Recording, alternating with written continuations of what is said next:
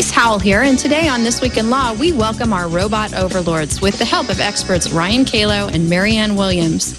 We look at what it means when robots can do more than fetch beer. Robot-loving Evan Brown joins us too, next on This Week in Law.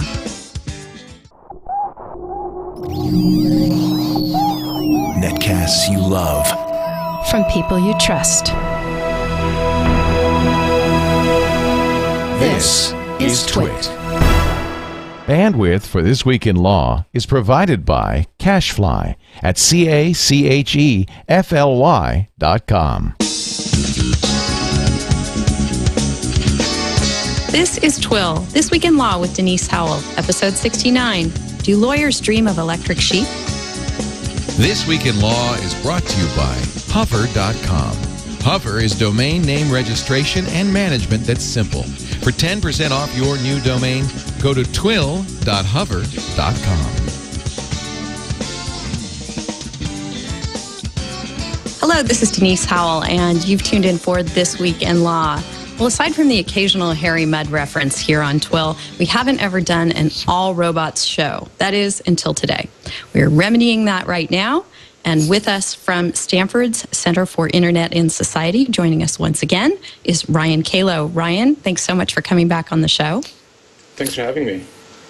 Our pleasure. Ryan, for folks who didn't tune in a couple of episodes ago when we did our privacy show, is a senior research fellow at Stanford's Center for Internet and Society. And he works in the area of robotics and the law. So we're just thrilled to have you on. We started to touch on those issues with you when we had you on before. And Evan and I, who both are fascinated by the area that you research, decided, hey, we've really got to do a whole show on this because it's just too fun a topic. So we're happy to be here to do that show today. And we've got not just Ryan, who's a wonderful expert in all things concerned with robots and law, but Marianne Williams from Sydney, Australia. Welcome, Marianne. Hi, Denise. It's great to be here. Great to have you, especially given the early hour at which you're joining us there in your part of the world. Marianne is the research chair and director of the Innovation and Enterprise Research Lab at the University of Technology in Sydney. And you also consider the issues of robots and their role in our society as your daily workaday life. Is that not true?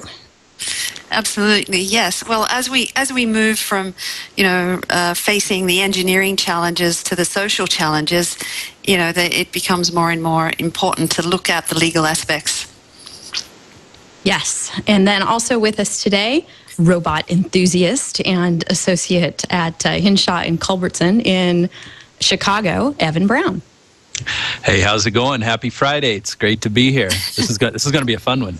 Yes. Evan and I try and mix robot stories into TWiL whenever we can. You had that great one about robots performing a marriage ceremony a few weeks back. Right. So that was a fun little tidbit. And it's funny, robots aren't everywhere yet, but they're more everywhere than they used to be. And I think we can definitely, from where we sit today in 2010, envision the world where they really are so integrally connected to all the important areas of our lives that it's a good time to talk about the social and ethical and legal ramifications of all of that. They're already involved so much in manufacturing. Right now, they're down there cleaning up the Gulf of Mexico from the huge oil spill. They're increasingly becoming involved in our cars, in medicine, in environmental automation and the like. These are big, important areas of our lives. How our bodies work, how we get around, how we communicate. And they're so important to us that we scarcely think about them. We take these areas of our lives for granted. And as we start to incorporate more automation and artificial intelligence into those parts of our lives, I'm wondering if society and our laws are really ready for all this. So that's why I wanted to do the show today. And of course, there's always the singularity, which comes up from time to time and is looming out there somewhere on the not too far horizon. So we want to get into those things today. And I think I want to start off talking, directing a question first at you, Ryan, about robots as products and the structure that we have throughout the world in our various legal systems for products liability law, and whether that's a good fit for where these entities will begin to position themselves in our society. And if it's not, why not? That's a great question. So I would say that it's an extraordinarily bad fit for a few different reasons.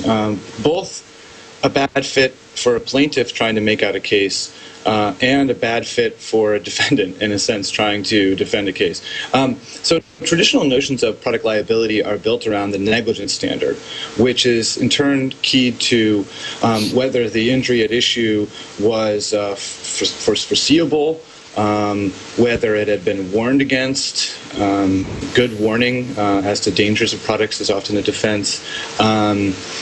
Also, whether it was the proximate cause of the plaintiff's injury, et cetera, et cetera. What the state of the science or the art is at the time, whether it met those standards. All things that robots very much complicate. So, with respect to foreseeability, for instance, although the standard is that the product manufacturer has to foresee that some injury is possible, not exactly how it would play out. They don't need to know, precisely the circumstances under which you would get electrocuted by your blow dryer, only that with exposure to water it can cause some harm.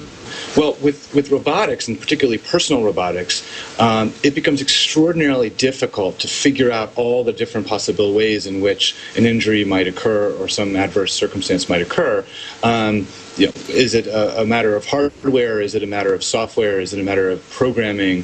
If software, is it the operating system versus the software that you're running on top of it? It becomes extremely difficult to predict how a robot's going to behave. And second, it's very, very difficult for the reasons I just said to assign liability. And so from a product liability standpoint, this is going to be very, very difficult. And we encounter the same thing with computers and software, but for reasons I can get into a little later, we've managed to actually domesticate that problem and resolve that problem so far largely. And I don't think we're going to be able to do the same thing with robotics as easily. Well, let's look, for example, at the recent occurrence in the Gulf, where the underwater robots there managed to, bump into the cap that was beginning to contain the spill and knock it askew and make things worse for a little while before they then went in and fixed it. If we could attribute this to some sort of design flaw with the robot, you don't believe that a product liability framework would be appropriate to resolve that issue? Well, I suspect that in the Gulf, as in other contexts where robotics is flourishing, that there's some level of built-in immunity, right? So if you look at the places that robotics are used, so robotics are used a lot in warfare. There are thousands of robots right now of various kinds being used in warfare. If something goes wrong on the battlefield, you can't sue iRobot because of contractor immunity. Okay? There are also, as you mentioned, thousands and thousands of robots being used in manufacturing. Again, there's been a common defense in robot-related injuries in manufacturing. And Stephen Wu, who's with the ABA Science and Tech group, has actually looked at this. But the overwhelming defense that you see in cases of product liability in robots in manufacturing is workers' compensation, right? Because if you get injured in a factory setting, you get immunity under workers' comp. Perhaps the same dynamics would play out with respect to the robots being used underwater in the oil spill. I'm not totally sure what the law on the ground or under the ground or under the sea, as it were. The second thing I would say, and I bet Marianne could speak more to this, is robots exist on a spectrum of autonomy, and my understanding about these robots is that they're teleoperated. Right. The chat room's blowing up at me saying, hey, it's operator error. You can't blame the robot. Right, and I agree with that. That's right. And but I'll let Marianne explain this because she does a better job of it. But teleoperation doesn't always mean exactly what you think it means. That is, it doesn't always mean that the human is in utter control and that there's no autonomy on the part of the robot. That is, there could be a mixture of the two.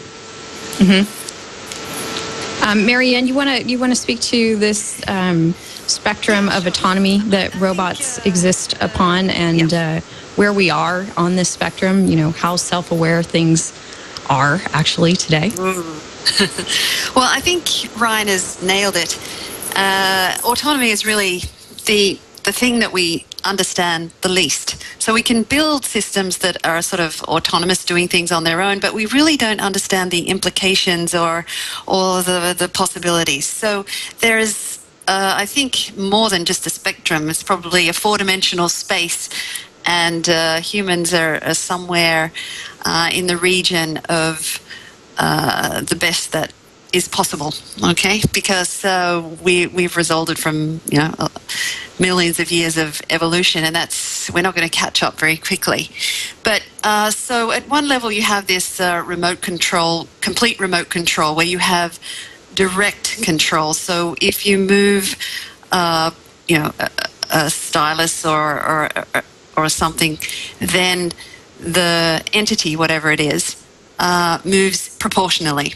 Okay, and then you can have some sort of onboard autonomy where the creature, the robot, the machine is making some low-level adjustments. I mean, consider power steering in your car when you turn the wheel.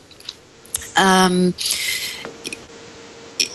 the first cars that were made, it was direct steering, but these days, you know, you just turn the wheel a little bit, and as in the steering wheel, and then the wheels on the car can turn a lot. And the power that you need to turn the wheel is not really representative of the power required to turn the wheels. So that's where it becomes really interesting, because people interact with these machines. They have to make judgments about the capability of the machines. And if things go wrong, then it's very difficult to attribute blame. Because it's not just, you know, a poor design in a machine, it's about the interaction of the person with the machine. Ryan, what makes a robot as opposed to a computer? Is it simply that it can move around? No. There's a lot of definitions floating out around there. I just, for working purposes, have been using Peter Singer's definition in Wired for War, which is one that I see crop up a lot. Patrick Lynn, in Discussing Roboethics, uses it, and a few others. And that's a definition that a robot has to have three things: sensors, processors, and actuators, right? And so the notion there is it has to have sensors in the sense that it has to be able to sense the world outside of it. It has to, you know, be able to sort of see what's out there. Processors in the sense that it has to be intelligent in some respect. That is, it has to have some onboard processing capability like a computer. And actuators means simply that it actually has the ability to act on the world physically. Otherwise, a computer that I'm using right now with the webcam would obviously be a robot if not for that. So those are the three elements that I think are there. And so people quibble a little bit about whether something like an unmanned submarine is a robot, or a Predator drone is a robot. And I think that they are precisely because they have this kind of capability to operate on their own if necessary. One example, then I'm sorry, I'm cribbing from Marianne here, but one example that I think illustrates the point rather well is that the Mars rover is something that we can control from the Earth, but because of the distance and because of the unforeseen obstacles on the surface of another planet, it has to have some ability to process itself, the commands as they come in, and to also act autonomously if, say, it comes across some unforeseen circumstance. It needs to be able to act autonomously. So you know, those seem to be the core characteristics of robotics. So this is the first time we've tried. We are in some way telepresent to our studio up in in Petaluma right now, and I have a couple of videos because robots lend themselves so well to videos that if we can, during the show today, we'd love to queue up and play from there for you. But I'm not sure if that's going to work, and I'm going to wait for our producer, Burke, to let me know if that can happen. And Burke, just jump in and let me know in my ear if that's okay. But one of the things I'd love to play is this thing from Willow Garage, where, of course, the first thing that a robot maker is going to try and do is go ahead and, late on a Friday afternoon when people are sort of winding down and getting ready for the weekend, they would love it if one of their robots, and that is what they do, is make robots, could cruise around, go collect a beer from the communal refrigerator and deliver it around the office. So they've done that, and I think it's a great way for them to get publicity for their site and their projects. So that's one that's been in the news lately, and I can't really foresee a whole lot of societal or privacy or ethical issues about the robot getting beer. It's sort of the dream of every robot manufacturer, the question they always get, right? But can it get you a beer? So they've addressed that question. But one thing I thought was pretty interesting about Willow Garage is the fact that their robots run on an open source operating system, something called ROS. And there's a site at ros.org that I guess is a place where people can collaborate on an OS for robots, sort of akin to Linux, and can develop something that can then power these devices. There is no Windows or Mac OS X, sort of a standard robot operating system as far as I can tell. So great. They have the video ready if anyone wants to see a robot getting beer. Go ahead and roll that. Here we go. Trying to roll. There it is. From Chase. No blackouts, no restrictions on airfare and hotels, no limits to what you can get with Ultimate Rewards. Go to ultimaterewards.com. Oh, now we're showing a different video, guys. This is someone I want to get to shortly when we talk about effective robotics and transferring our consciousness to those folks. It never hurts to have an extra ad in there, even if it wasn't expected to. So. That's right. It's not even our ad. So anyway, Ryan, what do you think about the notion of open source operating systems and how that plays into liability for what a robot may or may not do? Sure. Well, let me say, first of all, that I think that Willow Garage represents the very best of this current state of robotics, because what they're building is an almost infinitely programmable platform, right? So what they envision is a robot that is multi-purpose, that can get a beer, but also can fold laundry. So, I mean, in what might even be more useful to people in the short run is that researchers at Berkeley programmed the PR2, the Personal Robot 2, to fold laundry. And there's a video of this. And so the point of the matter is that you can make it do anything you can imagine. And ultimately, the most interesting uses of robotics, the hope is that they'll be in the hands of end users and researchers and consumers who will come up with inventive ways. What a robot operating system that is open permits is for people to run all kinds of innovative software on top of these hardware platforms. And that's the very best of robotics. That's what we want. That's what we have with computers. It's what we have with the internet. It's what Jonathan Zittrain refers to as generativity, this notion that these are open platforms that end users can determine the most innovative uses. On the other hand, it makes it very, very difficult to figure out who's liable for something. Because if I'm getting a beer with a robot, I need to think about whether, and something goes wrong, God forbid, I need to think about whether it was the hardware, whether it was the operating system, whether it was the software. And the more open these platforms are in the sense of being able to be modulated and changed, the less obvious it is that it's the manufacturer. But of course, the manufacturer will always be the pocket that people go after. right? So if there are many lessons that show this. One example is something a lot less generative, to use Zittrain's formulation, guns. Okay, so gun manufacturers got sued so much for what people were doing with guns that Congress had to pass a law insulating them from liability. Now, robotics holds a lot more promise than guns, and if we want to keep them open, yeah, hopefully, and we want to keep them open and innovative, then we need to domesticate this problem of liability. And so on the one hand, I want to say, ROS and Microsoft has another competing platform for robotics, but Willow Garage has this wonderful hardware platform, software platform that is infinitely reliable. But also it really presents an interesting novel issue of the law. And by the way, let me say one more thing here. It's novel in one sense. It's not novel in another. We have always had computers and programming and that kind of thing. And I'm sure your viewers, discerning viewers, will think to themselves, well, look, we have all kinds of things where you can't figure out who's liable. How do you know if it's the computer, if it's a floating point error, or if it's the operating system, or if it's the software, when Windows crashes and you lose your term paper? Well, when Windows crashes and you lose your term paper, you can't sue Microsoft or really anybody because of a variety of doctrines, economic loss and a few others, warranties for on the software, etc.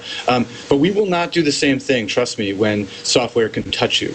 When there are physical consequences to these complex systems, we will not domesticate them with economic loss and other doctrines. That has been a lesson that we've seen again and again. So, for instance, where computer software controls the amount of radiation that a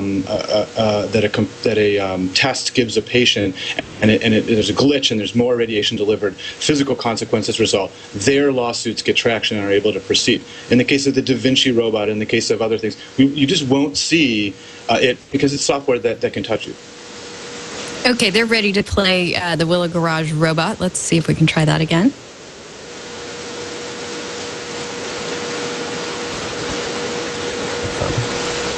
Once you select the beer of your choice, you can place it in the beer bucket and then select a location of your choice for the robot to drive to. Once those two things are completed, you simply click the big Beer Me button and the robot comes to you to deliver your beer. In this process, the robot goes to the fridge, detects the handle of the fridge and opens it, looks inside of the fridge and uses its cameras to detect what kinds of beers are available. If the beers you've selected are not available, the robot will inform you that your choice is not available at this time. Otherwise, the robot picks the beers that you've selected from the fridge, puts them in the cup holders mounted on its base, and delivers them to the location that you selected. Once the robot gets to this location, the robot waits for a face to appear in front of it. If your face appears, the robot looks directly at you and you know it's okay to take the beer. The robot won't release a beer unless it sees a face in front of it. We also got the robot to use a bottle opener to open beers, so even if you don't have a bottle opener on you, the robot can crack it open for you when it delivers it.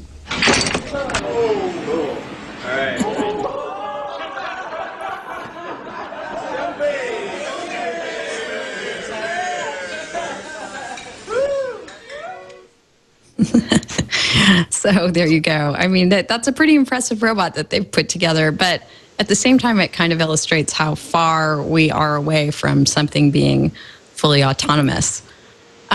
Marianne, here's a wild kind of question for you. Probably lots of people have seen the movie AI, where or read the story, where it's envisioning a world where robots have their own personalities and are almost beings. And here, my little co-host R2D2 today, even in the old Star Wars films, there was a clear discrimination against the droid population when they would try and enter the cantina, for example. Do you think that there may come a time when we need to actually begin thinking about the rights that robots have in our society? And how do you think that we would deal with that ethical issue? Yes, well, we need to make a lot of scientific advances before that happens. But, of course, we will have to face that one day. But I think there are other pressing issues around the concept of autonomy and the associated capabilities. But simple things like motivation and intention play such an important role in the law, okay, and in administering the law. And so those concepts make a lot of sense to us. You know, if I use the word motivation, you know exactly what I mean. If you see an example of motivation, you can point to it, right? And that's largely because we share the same biology, okay? We have the same experience. But, you know, philosophers have asked, you know, what's it like to be a bat? And tried to explore things like consciousness and these high-level cognitive experiences. All right, but what's it like to be a robot? What's it like to be a robot today? And what's it like to be a robot tomorrow? And already, you know, we can say that robots today are like, well, probably like insects. But we're getting closer and closer to the threshold to perhaps mammals. And some of the capabilities we can already build into robots actually surpass our own perceptual abilities. So, you know, humans are quite limited in our sensory motor perception, and we can build robots that can perceive things beyond our own sort of powers. So, I mean, that immediately raises all kinds of, questions that we just have no idea how to answer. We do not have a good definition of what it means to be autonomous. Or to be alive. I mean, biologists are very wedded, for example, to the concept of reproduction. So in order to be alive, you need to be able to reproduce. But I think that robotics is challenging what it means to be alive, what it means to be a being and to have actual experiences, you know. And if you actually look at the biological world, not all animals can in fact reproduce. I mean, consider hybrid animals like a mule, half donkey, half horse. And so I think that we should be looking more at the sort of the correlation between the sophisticated machines that we're building, their autonomy, and perhaps the animal world. Now, when I mentioned the capabilities of robots, now, one of the things that people can do is we have powers of language, which we have not been able to really replicate. But we can do other things that other animals can't do, like aim and throw. That turns out to be a very sophisticated kind of skill. So apes can throw, but they're not good at aiming. And we do know why that is the case. People are able to simulate in a way that animals can't. So as we are aiming, we are adjusting our body such that we can hit the target. And we can already build robots with that ability to simulate in real time ahead of things happening. And so that immediately puts them in a class way beyond, you know, a horse or a dog or something like that. So it's very complex. And that's I think the problem. You know, we need to sort out what autonomy really means. Okay, not as a concept firstly, and then in terms of capabilities. You know, Evan, well, go ahead and ask a question. I was just going to make a comment. No, I was going to say, you must be just chomping at the bit here. You've been silent this whole show. I am. Please jump in.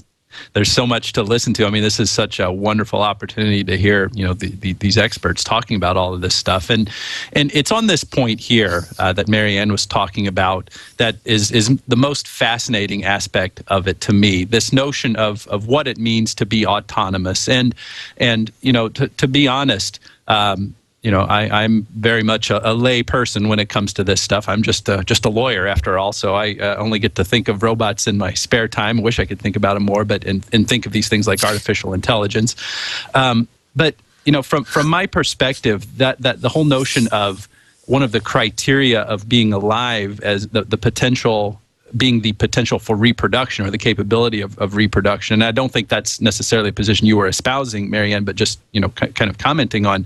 That seems really, really arbitrary to me, because what fascinates me the most about this is the inquiry and the analysis that goes into the question of what it means to be conscious.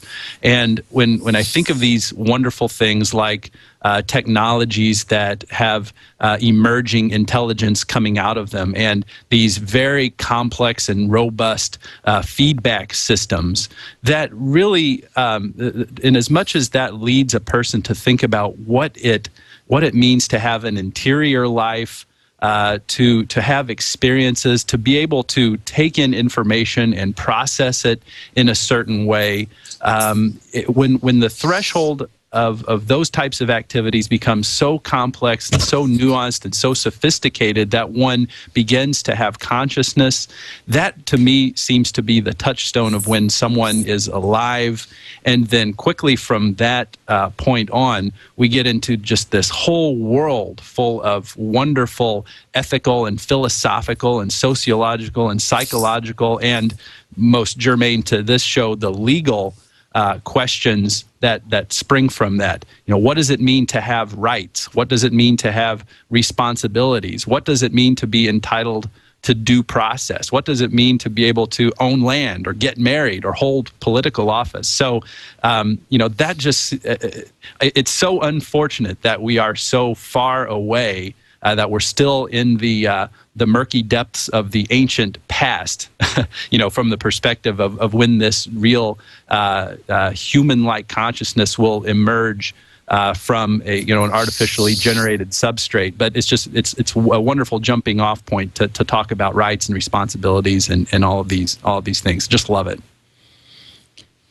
Ryan, I saw something interesting on the Discovery Science channel recently, where they were talking about all technology as sort of an extension of the human body, that you could think about buildings as an extension of our skin, and phones as an extension of our eyes, ears, and mouth, and cars as an extension of our legs. And I'm wondering how you think that all comes into play when we start thinking about robotics and the law. Interesting. So I just wanted to comment 1 second on what very interesting things that Evan was saying. Okay. And then, of course, I'll answer your question. I think it relates. So number one is for legal rights to come into play, we don't need fulsome consciousness. So I'm not expert in really in artificial intelligence or even really in engineering. I mean, I've read a lot, but I'm not expert at all.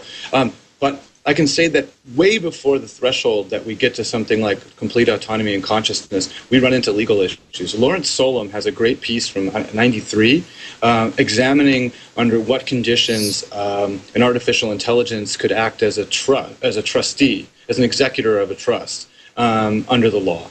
And one of his surprising conclusions was that the level of what you actually need to do physically or I guess digitally, is actually quite low. And so we know that many kinds of entities have legal rights, like corporations, et cetera, well before they become conscious. Once you do become conscious, then I agree, it opens up this incredible scope that challenges our fundamental notions about responsibility. So relatedly, what happens to the extent that robotics are an extension of the self? A note that was written by a student, gosh, I'm sorry I can't blanking on his name, but he wrote a note about the effect of robotics on the Americans with Disabilities Act. Now, why would he write that note? Well, he wrote it because it occurred to him that at some point we might be able to not only bring disabled people up to the same standards that able-bodied people have, thus obviating the need in some people's minds for accommodations under the ADA.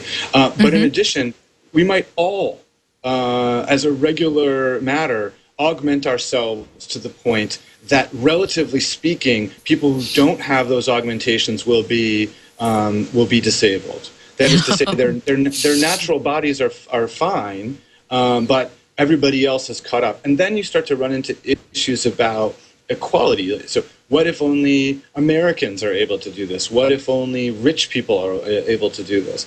And so, I think that there's a fascinating sense in which all of these robotic technologies can be thought of as extensions of the self. I mean, you certainly have these really interesting things, like you have these haptic interfaces that permit really sophisticated touch. I mean, I tried one out, and the Intuitive Surgical and SRI both have these haptic interfaces for surgery.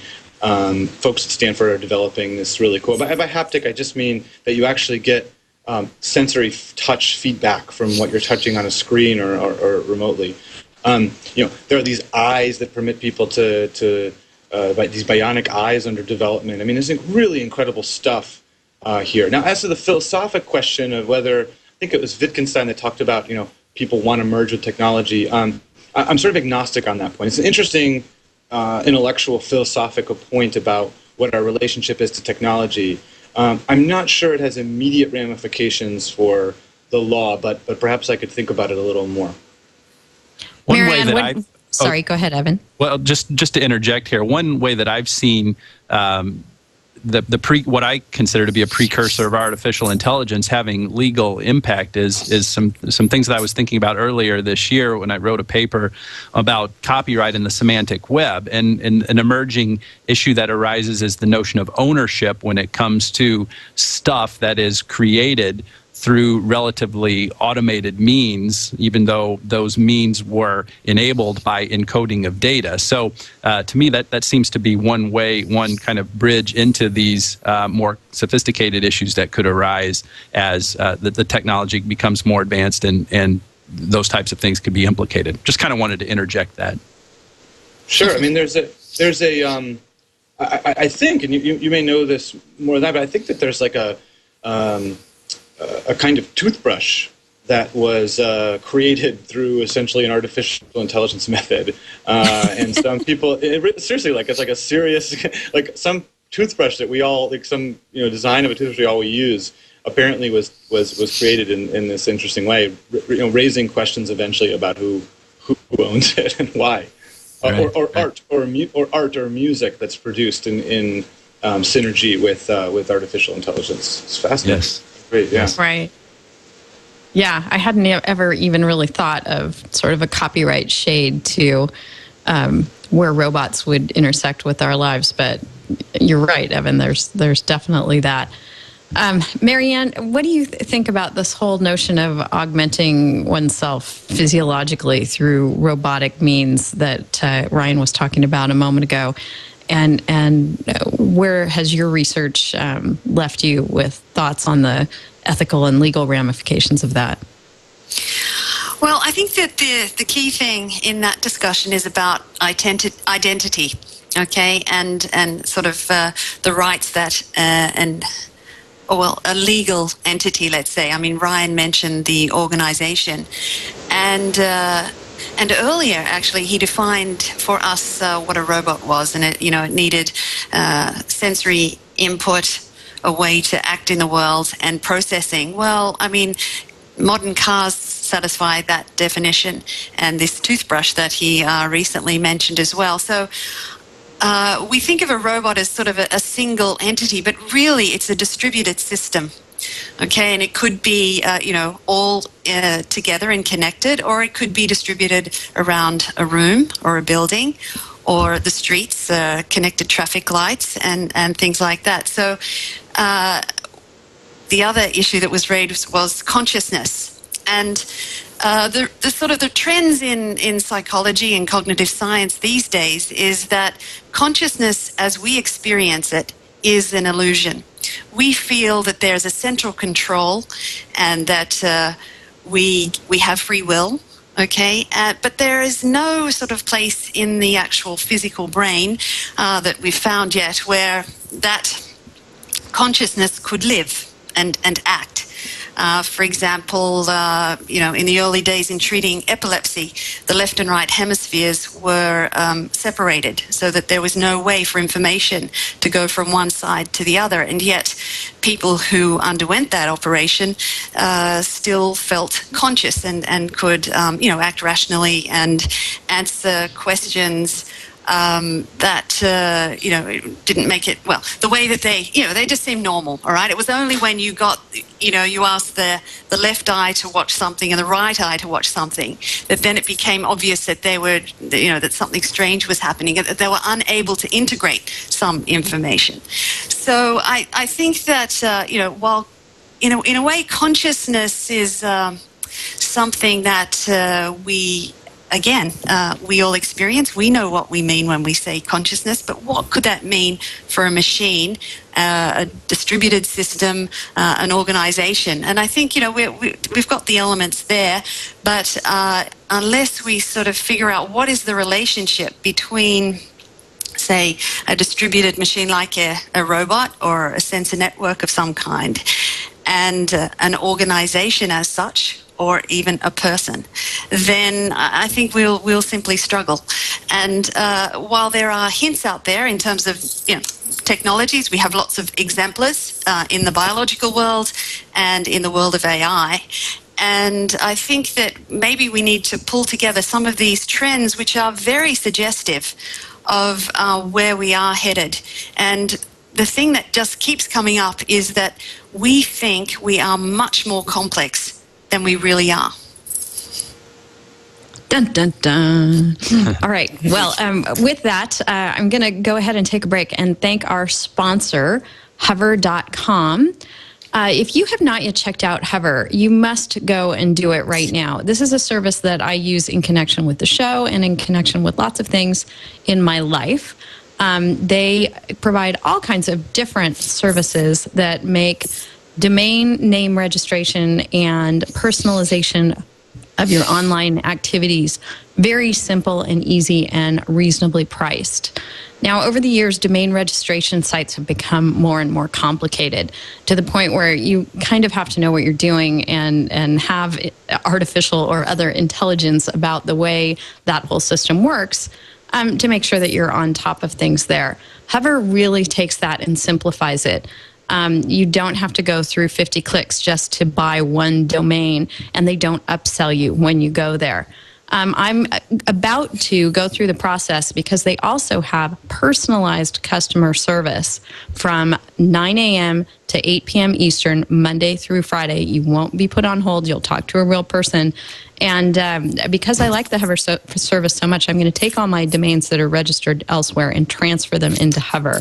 So on a later episode, I'll tell you how that process has gone, because I want to make sure that while I do that, I'm not having misdirects or anything else. And so I'm looking forward to having them walk me through the process.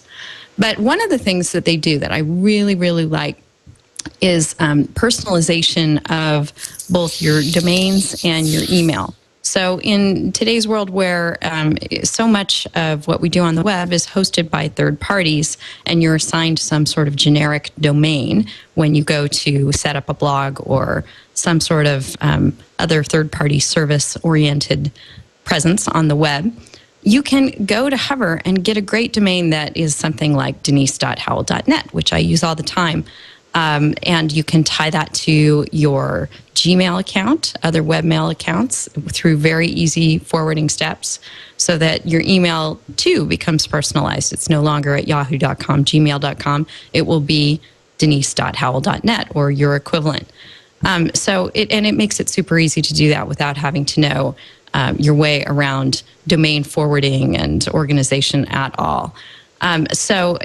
Wonderful service there at Hover. The other thing I love is in this era of our tweeting out various things and using bookmarking services to share with URL shortening services out there, Hover provides a great alternative to that, where your URL is actually custom to you. So instead of using bit.ly or tinyURL, you can actually use a domain that reflects who you are and makes it more user-friendly for the folks that you're sharing it with.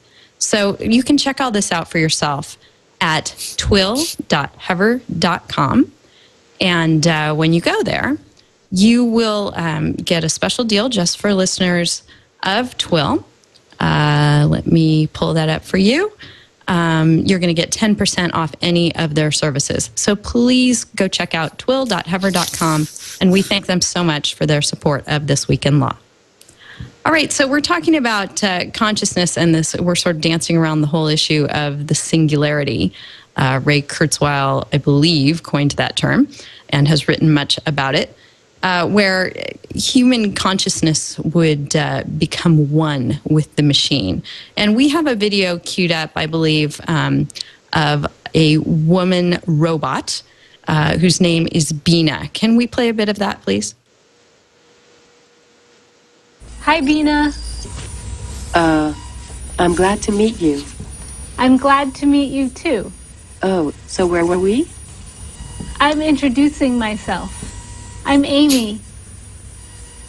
I'm a reporter. There is probably more to you than just that. Well, that's true. I'm a mother.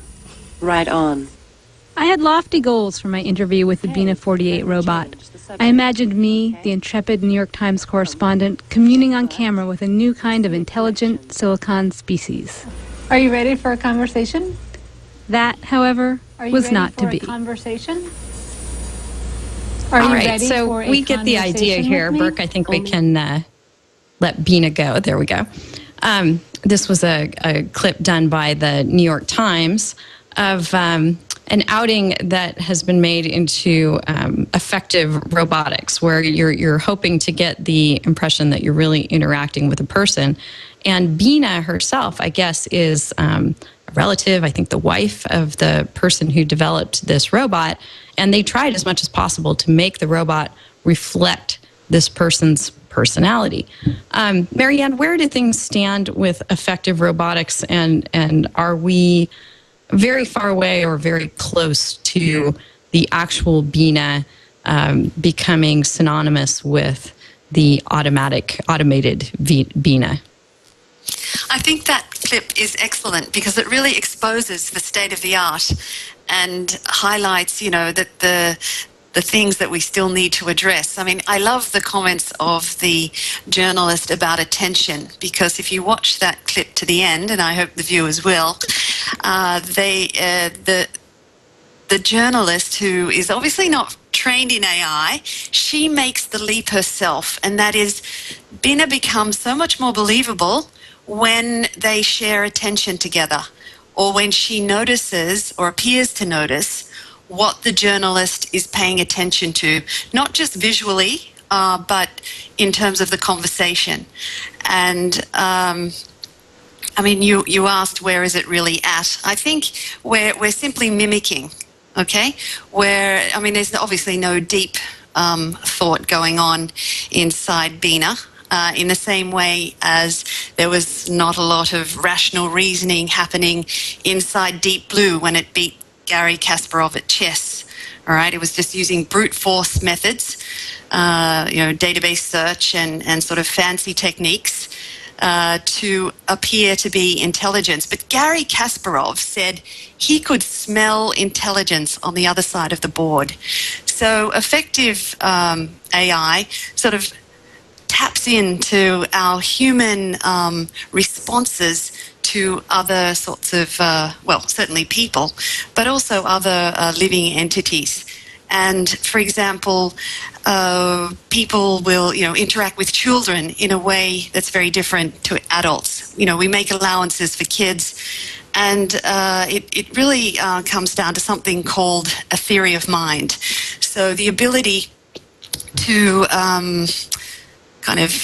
imagine what other people know, all right? And this is particularly important for language, all right? Because if I can't imagine what you know, then it's very difficult for me to think of what to say or what I should convey to you. And one of the side effects of a theory of mind is the ability to deceive. And deception turns out to be very important for communication. I mean, there was a recent movie about how important lying is, where there's a society where nobody knows how to lie, and one guy discovers how to lie, and it sort of transforms his ability to achieve goals and what have you. But it's sort of an interesting exploration into deception. And humans are the only creatures who can genuinely deceive. So in the animal world, you find examples kind of like instincts of deception, where a mother bird might pretend to be injured and move away from its nest so that the fox will move toward her away from the nest, and then when the fox gets close enough, she flies away. But that's not a sort of a deliberate behavior. It's instinctive, and you can make that happen in artificial settings that demonstrate that that's really not very intelligent behavior. It's just a reactive instinct. So I think that video really does highlight where we're at and what the challenges are, and there are many. Ryan, in a comment to that New York Times interview on YouTube from someone named ArabMan666, he says, "Give this thing some arms and legs, and it will rip the real Bina's brain out and eat it." Where do we, you mentioned before that some degree of immunity for robotics manufacturers is necessary, or we're going to get ourselves into a situation where everything occasions a lawsuit, much like it happened in the gun arena. And there are so many other useful purposes for a robot. One could debate that, but where do we go when we begin to think about transferring human consciousness over to a robotic or a technological setting, and the liabilities that could attach in those worst case scenarios? Well, there's a lot there. So as an initial matter, I'd like to say that there is in the United States something of a skepticism about robotics that particular comment is good evidence of. That skepticism about robotics, which plays out in Howell, and in Kubrick's movie, it plays out in the Terminator series. It plays out in a lot of different contexts where robots, upon attaining consciousness, decide to go after us. That is a contingent. It's culturally contingent, right?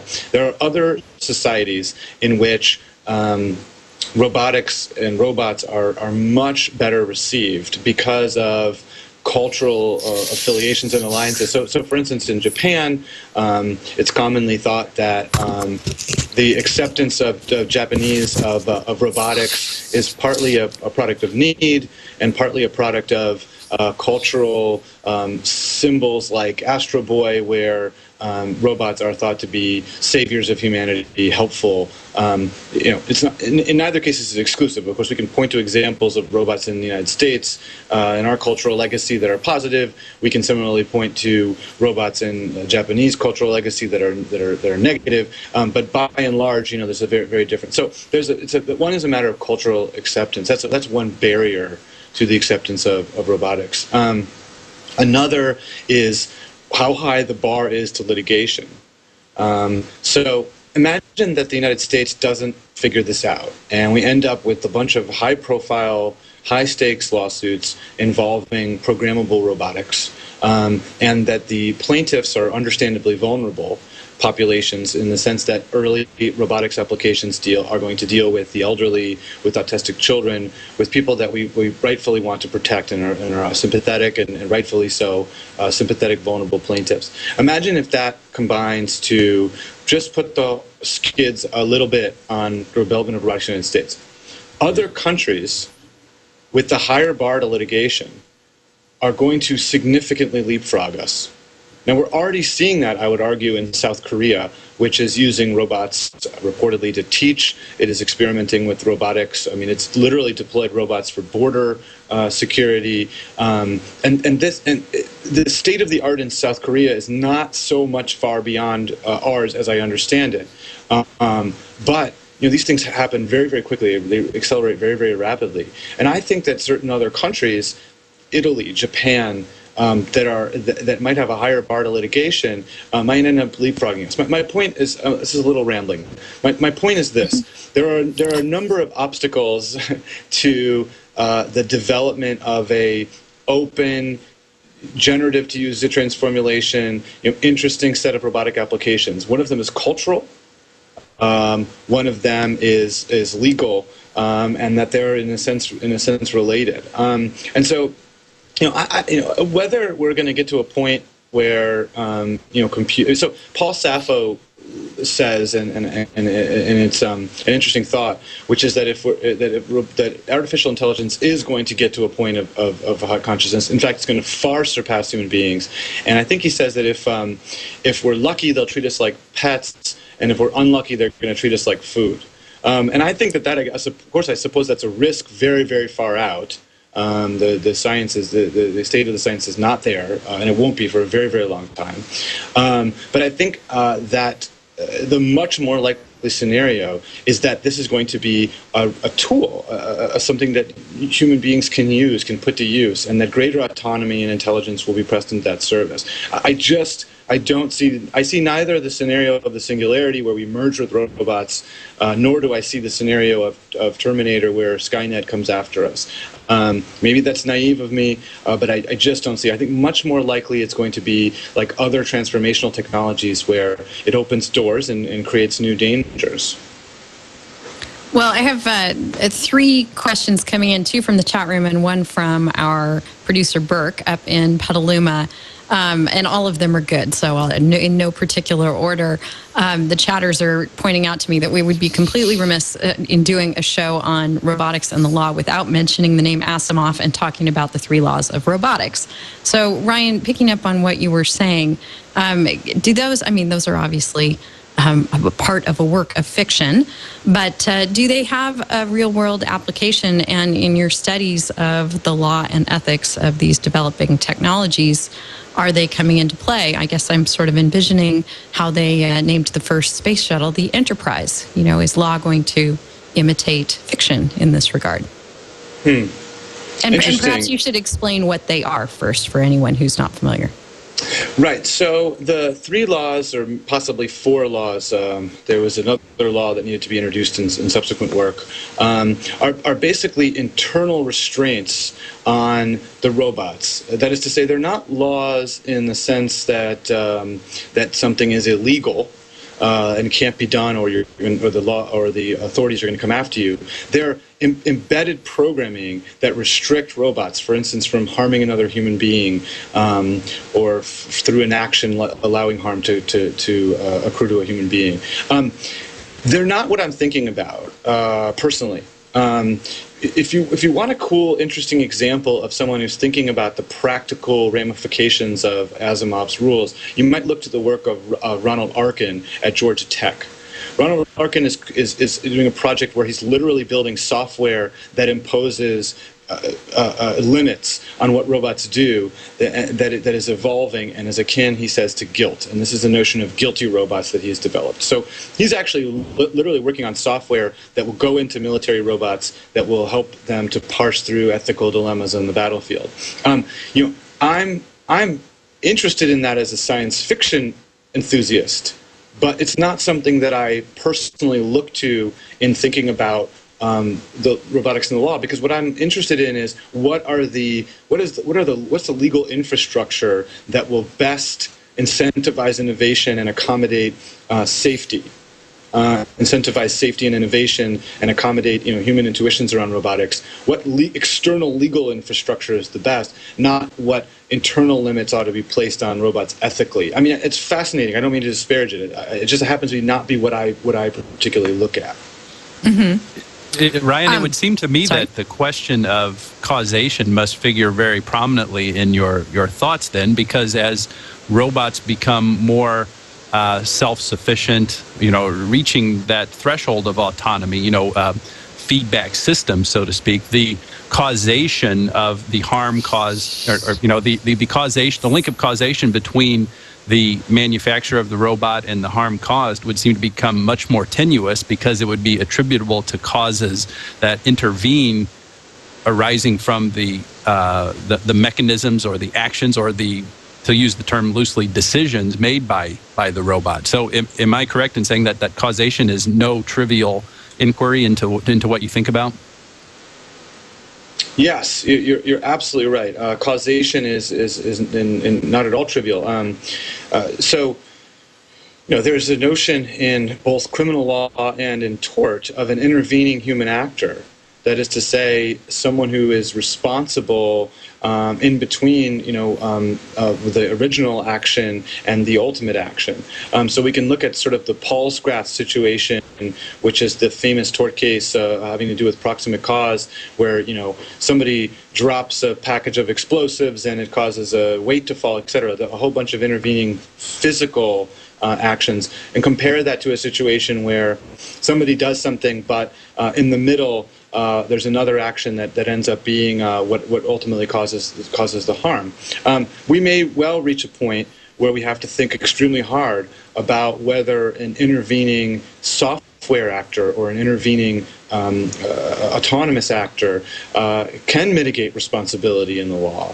Whether it's civil or criminal. I think that's really important. I also think it tends further to complicate the inquiry that's to standard inquiry and case that you have to make under product liability.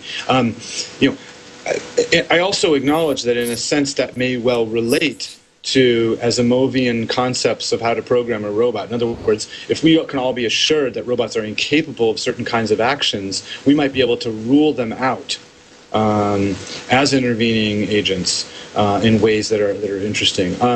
But I really have to think about that a lot more. In the short run, I'm just envisioning sort of taking the world as engineers present it to us and trying to incentivize them to make robots as open and as multi-purpose as possible, and what obstacles the law as currently envisioned would impose to that project.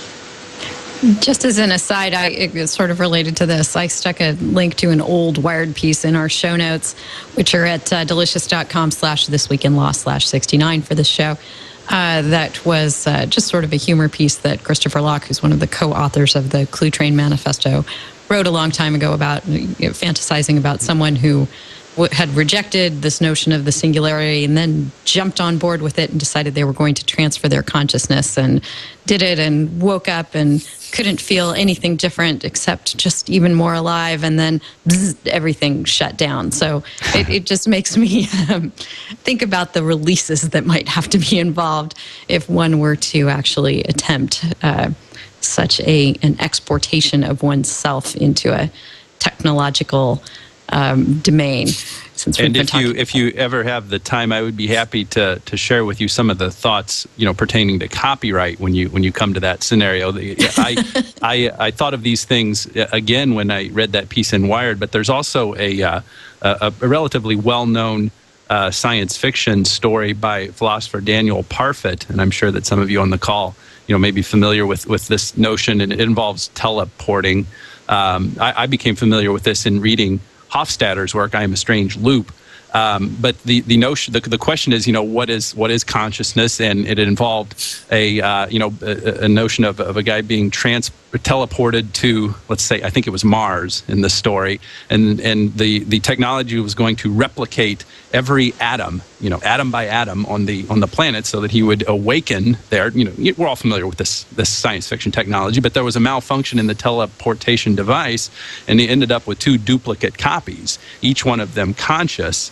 And so the question becomes, which one is the real one? The consciousness is residing in two places, and so then there are some interesting copyright issues that come about there when you're making a copy. Is there a copyrightable work? But that's that would be taking us pretty far afield. We can talk about that some other time. Right. So we're getting more good questions. I want to get to them.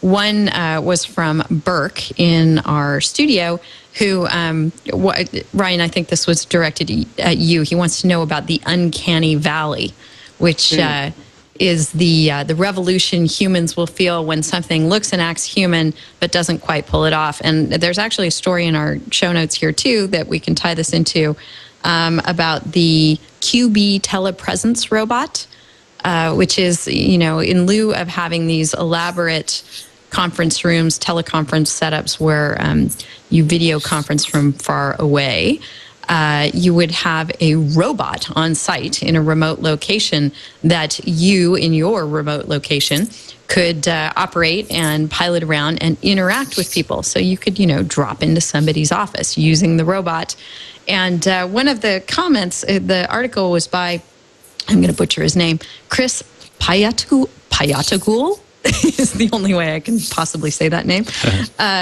in Telepresence Options. And he says you never lose the sense in using this robot, and I think that's probably true of just about any robot today, that of the robot's machineness. And he wonders whether this is an epic win or an epic fail. So how does that relate to this notion of the uncanny valley? So this is a topic that's really near and dear. So we tend to react to social or anthropomorphic interfaces like robots, which, that is to say, look like people, as though a person were really there. And there's an extraordinarily deep literature that suggests that all the things that you'd expect to see in the presence of a person are reproduced when you're dealing with a social or anthropomorphic machine. So, for instance, people will give more in charity games if there's a robot or a picture of a robot in the room. People will pay more on the honor system for coffee if there's a pair of eyes over the basket that collects the money. The uncanny valley, and there's like dozens of more examples of this. I've assembled them, many of them, in an article called "People Can Be So Fake," which is in the Penn State Law Review. Anyway, so the uncanny valley is this notion that you see something that looks like just almost human, but isn't, and you can tell, and it creeps you out. Okay, so I don't know if you can see my finger here, but it's kind of like Bina. Right, like Bina is a great example. So I don't know if you can see this very well because it's reversed for me, but the idea is that you get more and more engagement with the technology as it gets more social. But it comes a point where it's almost perfect, and all of a sudden you get a dip in people's appreciation of the technology that then would, of course, go back up if you actually achieved perfection in terms of perfectly replicating a human being.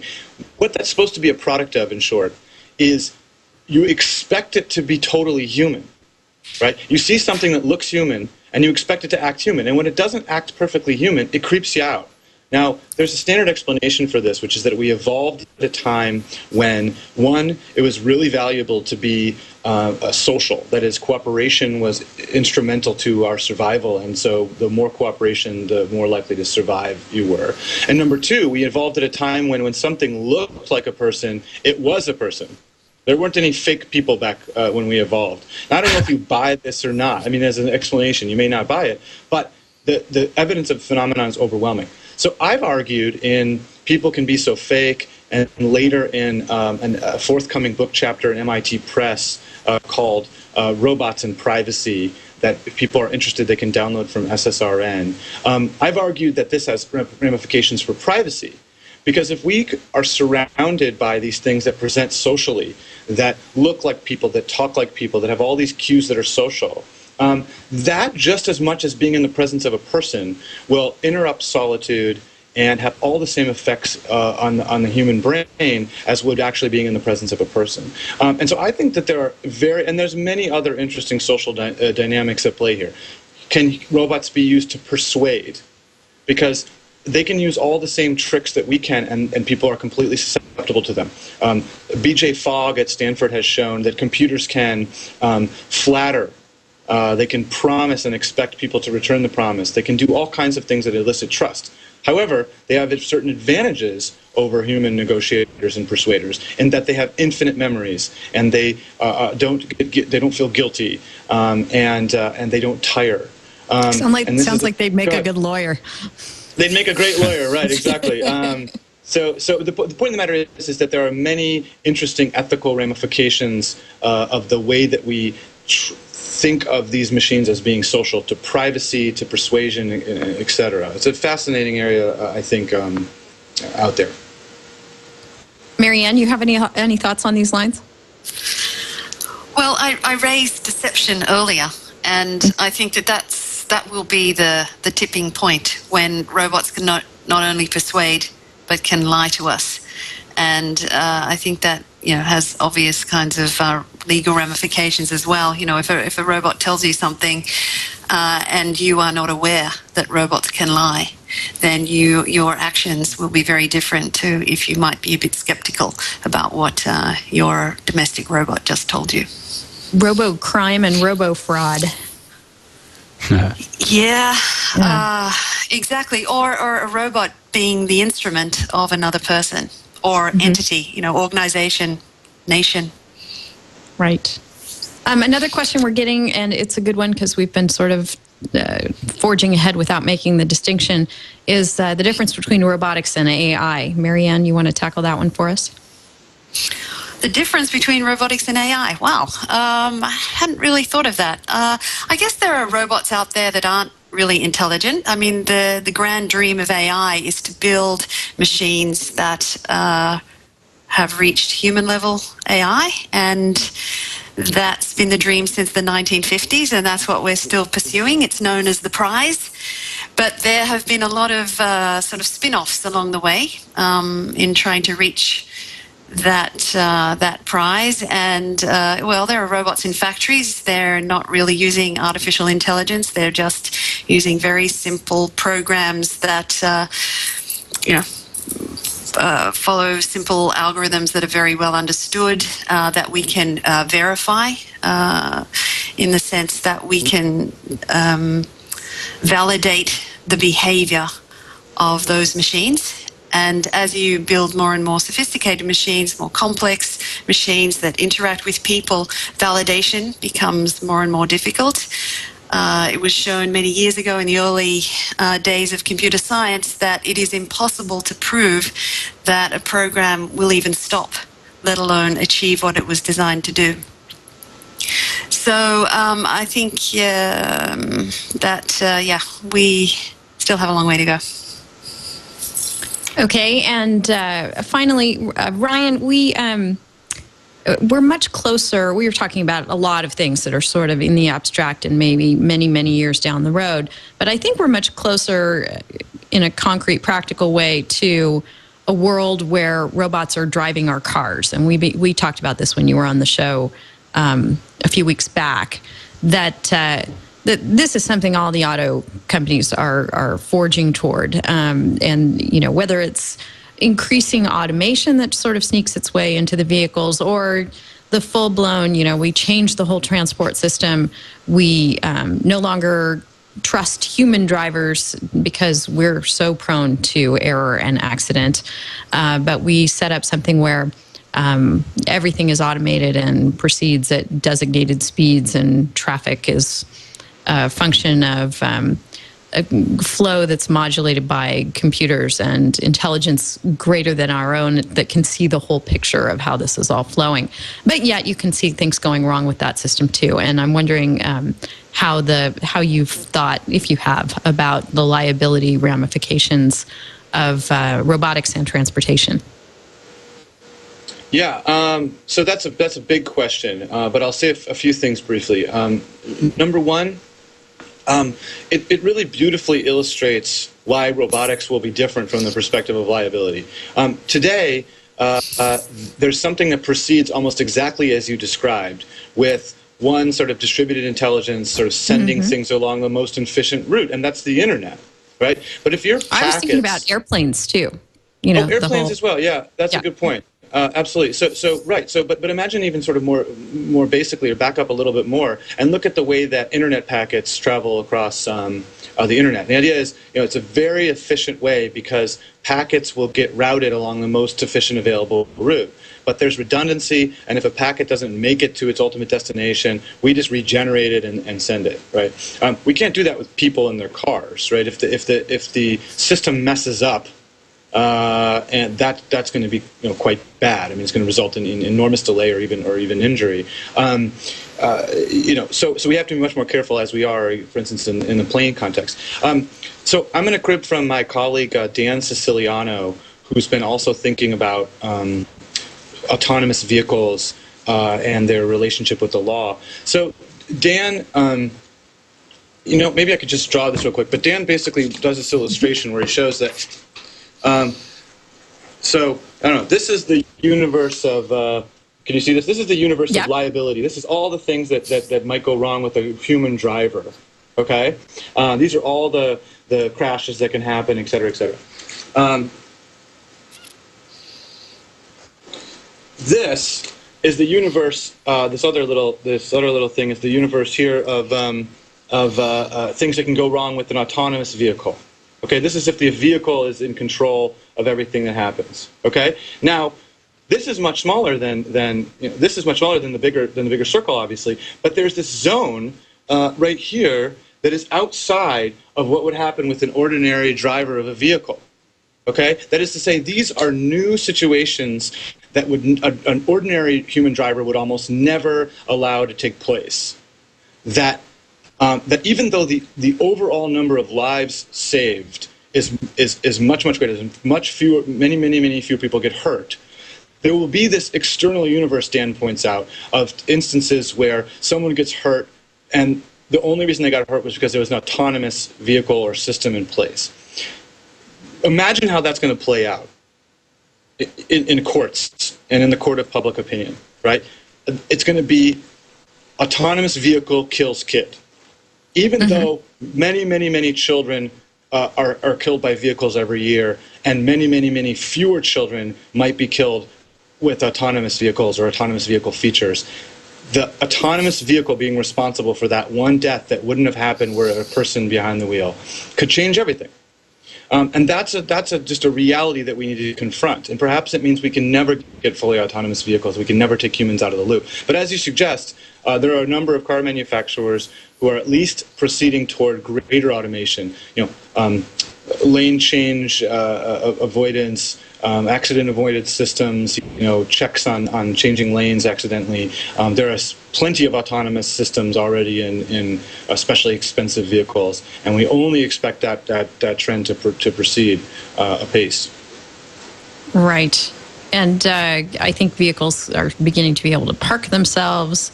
Meldon in the chat room is pointing out, of course, the acceleration issues with the Honda. But it seems to me this relates to what you were saying earlier about other countries perhaps leaping ahead of us because they're not quite so concerned with the litigation, or they're more willing to keep the litigation in check, such that the issue of the small universe of things that wouldn't happen but for the autonomous vehicle would be accounted for and decided as a policy consideration that we're willing to live with that risk. Kind of like with the FDA approving drugs that have certain side effects, right? I mean, if there's a drug that cures or that treats diabetes, but it has, it can have you die of a heart attack or whatever. I'm thinking of the recent stuff with Avandia. I mean, it seems like the FDA is wanting to keep. I mean, we can name a number of examples. Sure, there are side effects that may cause harm. That's distinct from the illness it's deciding to treat, but on balance, from a utilitarian standpoint, it's worthwhile to keep it around. Oh no, so you've just portrayed the world where auto manufacturers are now going to have to do those same kind of ads as the drug people do, where the list of side effects at the end just scares you to death. You never want to buy the product. We'll have to wait for a bunch of litigation to occur first, and then they become risk averse, and then we'll see that stuff. At first, it should be smooth. Right. Evan, I'm going to go to you for our tip of the week, which has nothing at all to do with robots, but everything to do with the copyright issues and RIAA stuff that we frequently discuss on the show. And this is the Tenenbaum case that we've followed, which is one of the P2P file sharing cases where huge damages, a $675,000 verdict was awarded against someone who downloaded a small number of songs. And what happened there? Our tip of the week is if you're the RIAA, you might want to start asking for less in damages. Why is that? Right. And I think that one formulation of the tip of the week might be if you are a defendant in a copyright litigation matter and statutory damages are being sought against you, you should realize that this is an area of copyright litigation that has been thrust into anarchy from this decision. Essentially, not essentially, but what the court did find is that this extraordinary award of statutory damages, $675,000 over, because of 30 songs, violated constitutional due process. And the shorthand way of talking about this is, in the civil context like this, the analysis that the court went through, a very, very detailed and lengthy opinion that covers a lot of ground. So it's difficult to paint a highly accurate thumbnail sketch of it, but the analysis is a lot like what we hear of in the criminal context of whether or not this was a cruel and unusual punishment. Now, of course, that's not the language that they use in the civil context, but whether or not this award of statutory damages, greatly was in great disproportion to the actual harm that was suffered by the RIAA. And to make a very long and convoluted story short, the court held that yes, indeed, this award was so grossly disproportionate to that it was unprecedented and offensive, and it bore no meaningful relationship to the actual harm or the actual benefit conferred onto the defendant Joel Tenenbaum here. So with that, yes, RIAA should be thinking a little bit more about these things, as we know, and this is an area that Professor Goldman, whom we all look to as a luminary and a thought leader in all things internet law, recognizes as a very significant development in internet law and in copyright law in general. So very worth. It's even though it's a long opinion, it's worth sitting down and reading the whole thing. Great, thanks for that. Our resource of the week is going to be the Robotics and the Law blog at Stanford's Center for Internet and Society, to which Ryan contributes. It's full of great topics, wonderfully expanding upon the things that we've touched on today. So definitely go check that out. And as we wrap the show, I just want to go around and get your final thoughts on law and robotics and where we're all headed. Ryan? I think that Mary Ann should post on the blog we talked about because I think that she would be a great contributor to it. Yes, I should mention you have a number of co-contributors to this. Yeah, and a couple of exciting people. Stephen Wu that I mentioned, or maybe I didn't. Maybe Stephen Wu is going to be contributing, and Mary Ann hopefully, and Dan that I mentioned, and a couple other people. So anyway, I think we have to get this notion of liability right. I think we need to think very hard about these difficult problems in advance, lest we miss out on the wonderful opportunities that robotics presents. Great. And Marianne, any last thoughts? Well, just two. I think that people need to appreciate that robots can learn these days, and once they learn how to learn, then that will present even more difficulties. And I'd just like everybody to know that I'm much more optimistic than Ryan about the speed of adoption of these new technologies. And I have a lot more faith in humankind and their ability to adapt and to appreciate new ways of doing things. Wonderful. Evan, any final words on our first and hopefully not last Robots and the Law show? Well, first of all, this has just really been great talking with Ryan and Marianne. It's just so interesting to talk about these things. And I guess what I would continue to recognize and what makes this so interesting and provocative to me is the ways that artificial intelligence and robotics seem to introduce as an emergent property in all of this a will coming outside of the human spirit or the human soul that really forces us to think of these ethical and philosophical and legal issues in a way that is unprecedented in any other type of issue that in any other context that we've been presented with. That's what I like about all of this. Absolutely. And the fact that, who knows, one day we may encounter some intelligence out there in the universe that is the evolved version of something like humankind that is entirely machine related, and maybe they can help us solve these problems because they will have already crossed all the bridges that we've discussed today. So thank you so much for coming on the show, all. It's been a really, really fun and interesting show. Ryan Calo, folks can find you on Twitter at @rcalo. And anything else you'd like to point people to offline or online, but off the show? No, there's just a couple other robotics resources. By the way, Evan, you also would be invited to comment, and Denise, if you guys want to sign up to blog, please just let me know. Thanks so much. Yeah, it's flattering. No, I'd love to have your contributions. I think I might have already cited something of yours, Evans, but anyway. Yeah, that was a good day. I appreciate it. Thanks. Wendell Wallach has a great blog. There's a RoboEthics blog by Aejung Moon. There's a couple of cool resources, but I actually linked to them on the Robotics and the Law blog, and so you can see them in my blog roll to the right. And these are other people that are thinking about these issues quite extensively. Cool. Keep up the great work. Thanks very much. Our pleasure. And thank you so much for introducing us, too, to Marianne Williams. Marianne, thanks for joining us on the show. Are you on Twitter? Can people follow you there? Can people follow you on Twitter?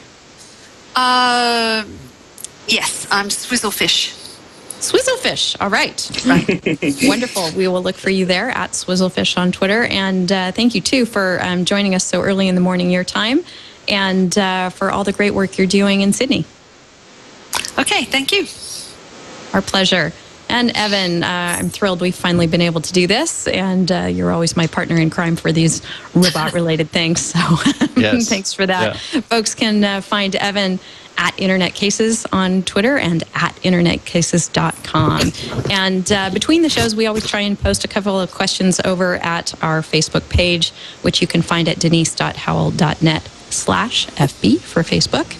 And we really appreciate your input there, and on the chat live during the show, of course, at irc.twit.tv. And we will see you next Friday for episode 70 of This Week in Law. Take care, all.